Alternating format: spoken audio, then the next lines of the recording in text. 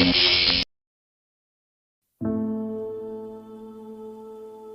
coronavirus pandemic started in China, spread to Europe, and had reached the UK by the end of January.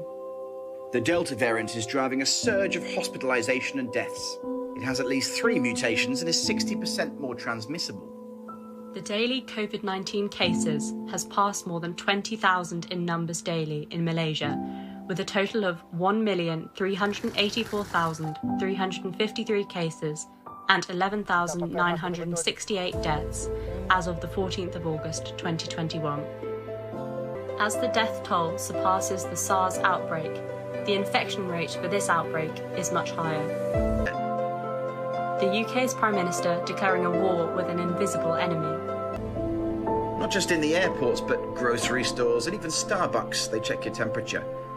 Authorities here are really urging people to wash their hands, wear their masks and take precautions.